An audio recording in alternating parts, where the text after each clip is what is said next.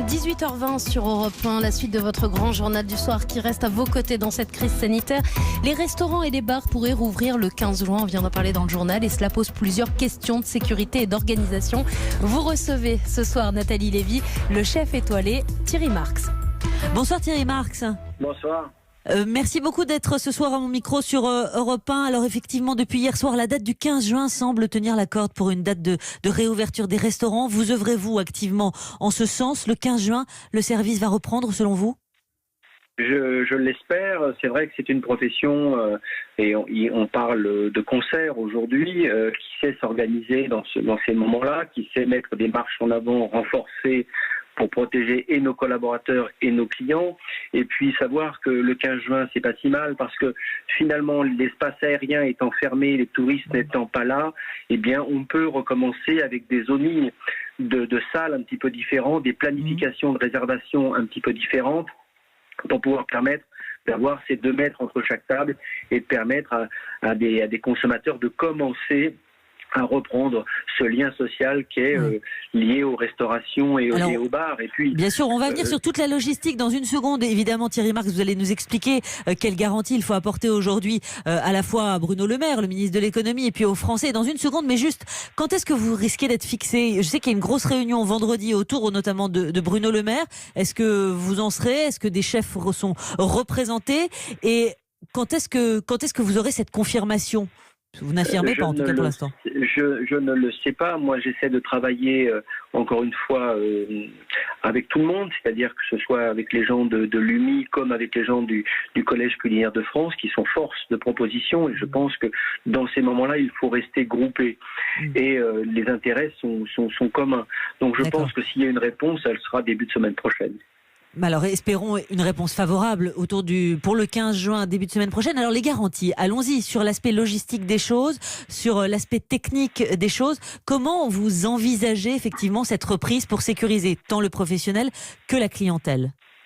Moi, l'expérience que j'ai, et que beaucoup de mes confrères qui ont vécu aussi en Asie, 2002-2003 avec le SRAS, évidemment, il avait fallu s'organiser très très très vite. Et la réouverture des établissements n'avait été possible que par la mise en place de process renforcés, bien entendu, de l'acheminement des marchandises, de la transformation des marchandises, la protection des collaborateurs au niveau sanitaire sur chaussures et masques et gants, bien sûr, et puis des zonings différents pour la salle de restaurant, 2 mètres entre chaque table, et puis la planification des réservations, c'est-à-dire qu'à partir de 17h, on prenait les réservations et les gens venaient par petits groupes, finalement, dans nos établissements, et la réouverture s'est faite dans de bonnes conditions. Donc je pense que les professionnels français savent faire ce genre de choses, et puis gardons à l'esprit qu'on va déconfiner des personnes le 11, des gens qui vont avoir aussi envie de refaire la fête, de se retrouver. Je pense que c'est mieux de le faire dans des lieux qui vont être sécurisés par des professionnels, plutôt que de laisser à volo les gens se retrouver... Bien sûr, mais il y a plusieurs aspects. Il y a plusieurs aspects quand même, Thierry Marx. D'abord, il y a plusieurs tailles de restaurants un peu partout en France. Il y a des bistrots, des brasseries où là, on est sur des ensembles avec des tables très rapprochées. Si on divise par 2, 50%, ça veut dire le chiffre aussi est divisé par 2. Est-ce que ces établissements-là pourraient tenir ? J'entends bien le propos. C'est vrai qu'on considère, et je pense qu'en France, parce que moi j'ai des établissements aussi à l'étranger, je vois que c'est pas du tout le cas. En France, l'exécutif a pris conscience des problématiques de ce métier, chômage partiel, le PGE qui commence à s'imposer. C'est le prêt garanti par l'État. Qui ont été faites, des choses qui ont été faites qui sont extrêmement intéressantes. Qui laissent penser que l'exécutif a pris conscience de ce métier. Mais encore une fois, je pense que pour les plus fragiles, il faudra les aider, et ça c'est le travail des gens comme l'UMI, Lucie Norca, le Collège culinaire, pour aider les confrères les plus fragilisés à revenir dans l'axe de la réouverture. Mais moi je pense aussi à l'impact... Ça pourrait être avec la création d'un fonds d'aide par exemple? Est-ce qu'il est déjà sur les rails? Je trouve que c'est une très très bonne idée, la création d'un fonds d'aide, et puis de permettre à des personnes qui étaient déjà en difficulté en amont de pouvoir accéder à la réouverture. Et puis il y a aussi la réouverture psychologique, remettre l'entreprise en mouvement. Ça va pas être simple. On a l'impression qu'il suffit de rallumer la lumière, mais pas du tout. Il va falloir redémarrer avec nos fournisseurs, redémarrer avec nos collaborateurs, remettre la machine en route. Bien sûr. Justement, remettre la machine en route, Thierry Marx. Bien sûr, remettre la machine en route, vous le dites, mais alors admettons pour ces bistrots, par exemple, ces brasseries typiquement, où on enlève une table sur deux, où on est donc en remplissage qu'à 50%, est-ce qu'il faudra peut-être compenser en ouvrant plus longtemps? Est-ce que ça peut être une piste? Je pense que l'ouverture plus longue, encore la façon séquencée de recevoir, comme à l'anglo-saxonne, ça existe aussi à Londres, vous réservez à partir de 17h30, 18h30, 19h30, 20h30, etc. Donc on arrive à une planification des réservations qui est aussi extrêmement intéressante. Mais je pense que la machine, il faut la remettre en route assez vite parce que c'est un jeu de dominos. C'est vrai que nos producteurs aussi, et le Collège Culinaire de France... Le président leur a rendu hommage aujourd'hui en Bretagne. Il va y avoir des dégâts collatéraux qui vont être colossales au-delà de l'hôtellerie-restauration. Ouais. Justement, deux questions. Une sur nos agriculteurs, on va y venir dans un instant, mais quand même, parce que la logistique, il va falloir des masques, peut-être des blouses, évidemment des gants, tout ça, et puis peut-être de nouvelles cartes, parce que parlons des cartes, des menus que l'on prend en main. Comment le contourner? Plus personne n'acceptera qu'il passe de l'un à l'autre. Ça peut tuer aussi la convivialité, non? Je pense que cette profession, au fur et à mesure des siècles, a su s'adapter, et elle le prouvera encore. Donc il y aura le menu qu'on gardera, il y aura une offre peut-être qui sera moins pléthorique, mais plus concentrée dans cette période-là.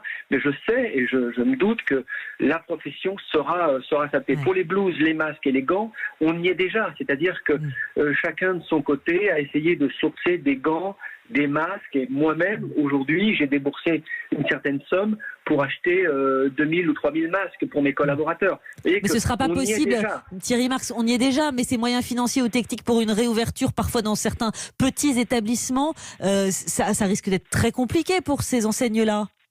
Et puis former les collaborateurs aussi. Mais j'entends bien, encore une fois, restons groupés, faisons task force comme ça pour être force de proposition et aidons les plus fragiles. Et je crois qu'on serait bien inspiré de créer aussi ce fonds d'aide au-delà du PGE, parce qu'il y a des gens qui n'auront pas cet accès au PGE, et bien d'avoir un fonds de solidarité pour les aider à réouvrir dans les meilleures conditions. Voilà, cet appel que vous lancez ce soir à lancer ce fonds de solidarité, qui n'est donc pas encore sur les rails, mais peut-être très vite. Une dernière chose, on a vu Emmanuel Macron, évidemment aujourd'hui en Bretagne, rendre hommage à ceux qui permettent de nourrir le pays, a-t-il dit, maraîchers, agriculteurs, distributeurs. C'est vrai que la chaîne a très bien tenu depuis plus d'un mois maintenant. Le produit France, typiquement, les Français se sont tournés vers cela pendant cette crise. Comment cela peut perdurer selon vous ? Mais je suis certain que ça va perdurer parce que d'abord la grande distribution s'en est beaucoup inspirée. On voit bien ce qu'a fait une marque comme Intermarché avec le Franco-Score, et de fait de pouvoir faire en France, transformer en France, va être un nouveau mode de consommation, ça j'en suis certain, et ça va être durable.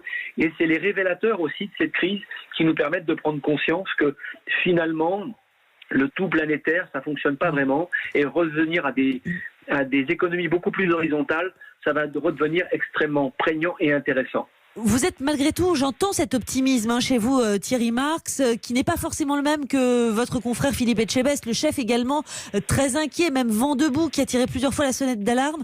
Vous dites, à la rentrée, ça peut repartir vraiment ? Non, mais les paroles de Philippe étaient extrêmement intéressantes parce qu'elles ont été un révélateur fort de dire attention, on a les fesses dans les ronces et c'est pas le moment d'y rester, il faut se bouger, prendre conscience de ça.